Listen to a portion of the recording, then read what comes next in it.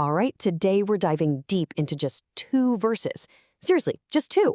But these verses from Isaiah chapter 9, wow, they're some of the most powerful and significant prophecies you'll find anywhere in the Old Testament. And the crazy thing is, their full meaning, well, that took centuries to unfold. So let's kick things off with verse 6. You gotta understand, this single verse is like the linchpin for everything that comes before and after it. All this prophecy about light and freedom. Isaiah is basically saying, hey, pay attention. The birth of this one child is going to change, well, everything. So how does he do it? Let's break it down. Okay, so the prophecy starts with this really cool, deliberate structure. You hear, a child is born, and then a son is given. And you might think, okay, isn't that kind of the same thing? But, and this is a big but, in Hebrew poetry, when you see repetition like this, it's a huge clue that there's something much, much deeper going on. This is a classic feature of Hebrew poetry, and it's called parallelism. The first part, a child is born, that's grounding us in the physical world. It's about a real human birth. But then the second part, a son is given, takes that idea and just blows it wide open. It reframes the whole event. This isn't just any birth. This is a divine gift, something handed down from God to all of us. And this whole idea of a son being given, man, that echoes all the way into the New Testament. Think about John 3:16, probably one of the most famous verses ever. It uses the exact same language. God gave his only son. It shows that Christ's arrival wasn't just a biological event. It was a deliberate, incredibly loving gift from the Father. It's just this amazing thread that connects the scriptures across hundreds of years. So once his origin is established, born as a child, given as a son, the prophecy just starts piling on these incredible royal titles. And these aren't just names, you know? Each one is like a window into his character and his whole mission. They're all profound, but for this breakdown, we're really going to zoom in on 2 of the most theologically packed ones. But wait, before we even get to the names, Isaiah does something really important. He establishes this child's authority to rule. He says, the government shall be upon his shoulder. That is such a powerful image, right? But what does that even mean? To carry a whole government on your shoulder? Let's unpack that. Well, back in the ancient world, the key to a palace or a city, it wasn't like the little key on your keychain. No way. It was this big, heavy, clunky thing, and you'd literally carry it on your shoulder as a public symbol of your authority. It was a visual way of saying, I'm the one who decides who gets in and who stays out. I have the right to rule. And what's cool is Isaiah uses the same exact image in another one of his prophecies. Yeah, check this out. Over in Isaiah chapter 22, he talks about laying the key of the house of David upon someone's shoulder. That key of David is the symbol of rightful kingship. So putting it on the shoulder, that means you've got the ultimate final say. No questions asked. And then, fast forward hundreds of years to the book of Revelation, and it all comes full circle. Who is identified as holding that very key of David? Yep, Christ himself. It says he has the power to open what no one can shut and shut what no one can open. The imagery just lines up perfectly. It's the prophecy, fulfilled. Okay, so his authority to rule is locked in.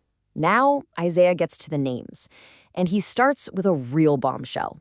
He says this child won't just be some great leader or another prophet. No, his name will be the Mighty God.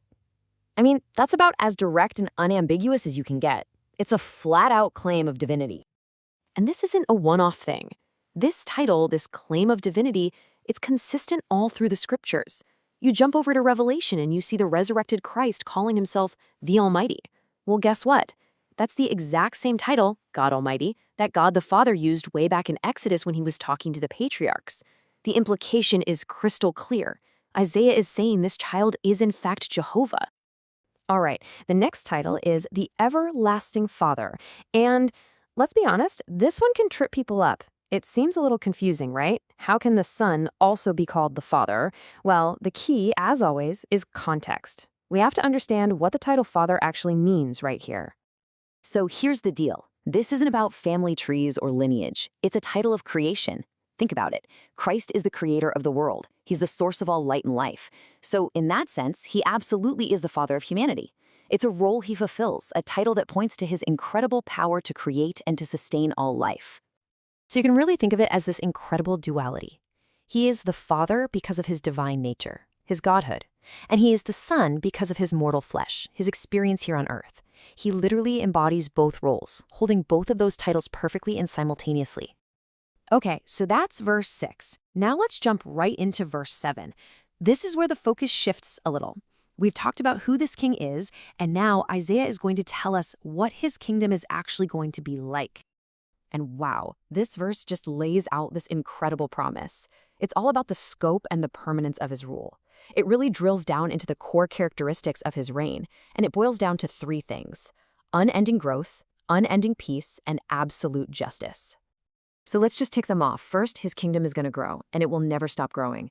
Second, it's established on the rightful throne of David. That's a huge deal. Third, its foundation is justice. And fourth, it's not temporary, it's going to last forever. And again, you see this amazing echo centuries later. The angel Gabriel literally says to Mary that her son will get the throne of David and that of his kingdom there shall be no end. It's a direct confirmation. But this is where things get really complicated, because this powerful vision of an eternal, conquering king, well, it created a massive conflict. A conflict between the prophecy itself and the reality that Christ's own followers were about to live through. I mean, you have to put yourself in the apostles' shoes. This question must have just haunted them. They knew these prophecies inside and out. They were expecting a king who would rule forever. So when Jesus starts talking about suffering and dying, you can just feel their confusion, right? How on earth could a dead man be a forever king? It just didn't compute. And you see the struggle all over the Gospels. I mean, think about Peter actually rebuking Jesus for even talking about his own death. Their whole expectation, built on prophecies just like this one, was for a conquering king. And that was clashing, big time, with this totally different reality of a suffering servant. A reality that, by the way, was also prophesied in places like Isaiah 53, but they just hadn't put the pieces together yet. So where did all this confusion come from? It really came from an incomplete picture. Isaiah's prophecy here in chapter 9, it's all about the glorious destination, the eternal kingdom. It doesn't mention the incredibly difficult journey to get there. There's no mention of the suffering, the cross, or the atonement. The apostles, they knew the promised ending, but they just couldn't see the path to it. And really, that's the incredible power of these two short verses. They paint this absolutely breathtaking picture of a divine Messiah, a king who is somehow both God and man, a ruler whose government is built on justice and whose reign will never, ever end, even if the path he had to walk to get to that throne was something nobody saw coming. So this leaves us with a final question to think about. How does knowing that a prophecy might not spell out every single step of the journey, how does that shape our own understanding of faith? Maybe it suggests that faith isn't always about having the complete roadmap in your hands. Maybe it's more about trusting the one who promised you'd reach the destination.